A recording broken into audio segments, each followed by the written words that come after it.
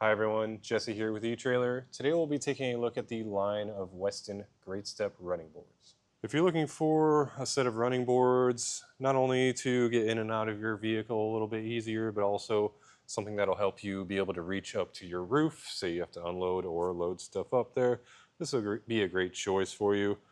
Not only does it come with a nice rugged look, but it also has a lot of traction, whereas with other running boards that are just kind of smooth. Now if we take a closer look at the running board, you'll immediately notice these raised treads here. These are going to give you a lot of grip for getting in and out of the vehicle. This would be a really good option for you if, say, you live in a colder climate, some snow and ice. The nice thing about this running board is that it doubles as a boot scraper, so that'll be a nice way to get that off of you. Or even if you're just in a muddy environment, so you're working on the farm with your truck, and you want to get some of that off your boots before you get into your nice clean truck. As for the installation, this kit came with custom fit brackets made especially for the Explorer, so it really made it a simple process.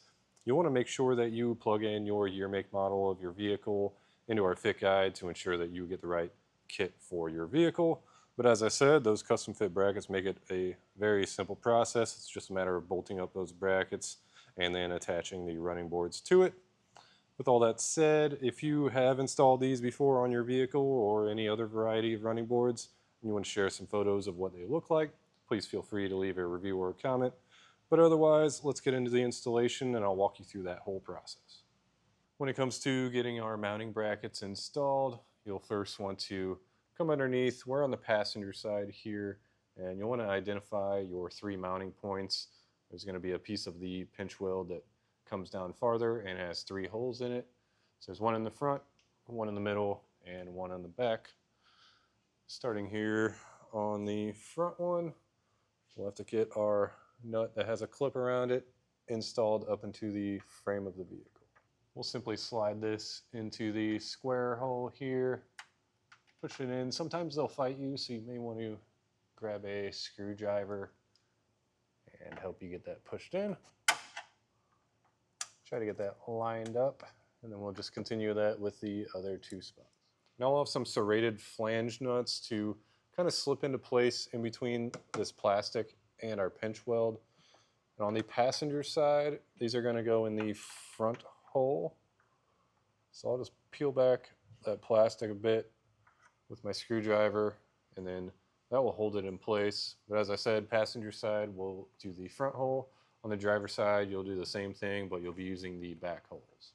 Now we'll take our brackets. They'll be installed in this position because our running boards will be mounted on this part of the bracket.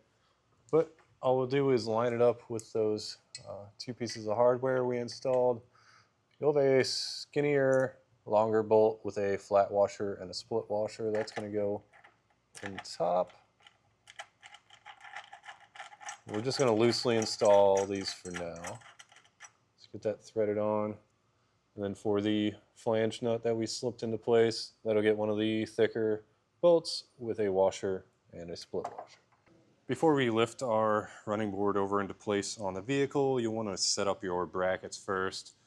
So when it comes in, these bolts will be pretty tight. You'll want to loosen those up, kind of eyeball it, get it adjusted to where you think the mounting brackets are going to be placed, and then snug it down just tight enough so that you can freely move it without them falling off, but you are still able to adjust them by hand. So now with your brackets on there but still loose, this is the point where you're ready to put your running board on top and get everything adjusted and tightened down. So now really you can just have your running board kind of resting on it as you get everything lined up. I'm going to start with the middle one. Get this slid into place, drop our bolts down through the slotted holes, and then I'll do that same process with the front and the rear. When it comes to adjusting, depending on the length of the vehicle, there's really no measurements in the instructions. It just comes down to personal preference. If you wanted to get it as even as possible, that's fine. You just want to make sure that you're not going to make contact with your tires at all, so make sure there's plenty of clearance there. But once you have it adjusted where you want it, we can take one of our locking nuts and washers and start getting those installed to each of those studs. Now before we tighten those nuts down, you'll want to tighten down your threaded bolt that's in there until we see this bottom bracket start to bend. That means it's going to be locked into place and we don't have to worry about the running board sliding around. Now we're going to tighten everything down. I like to start by tightening the mounting bracket just because the angle is going to move. So if I need to make any minor adjustments with my running boards, I'll tighten those down last. But our side bolts up here, I'm going to use a 16mm socket and then a 15mm wrench to hold the nut. We'll get that snug down. And our top bolt here will be a 13mm. Once you have those brackets tightened down, I'd just give it a look, make sure everything still looks right. But once you're satisfied, we can tighten down the running boards to the brackets with a 13mm socket.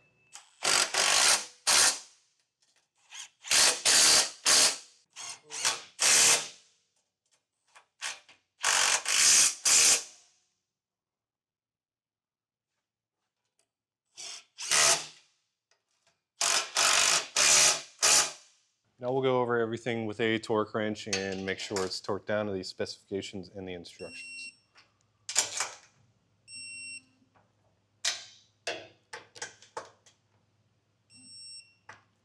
And that's going to do it for our look at the line of Westin Grate Step running boards.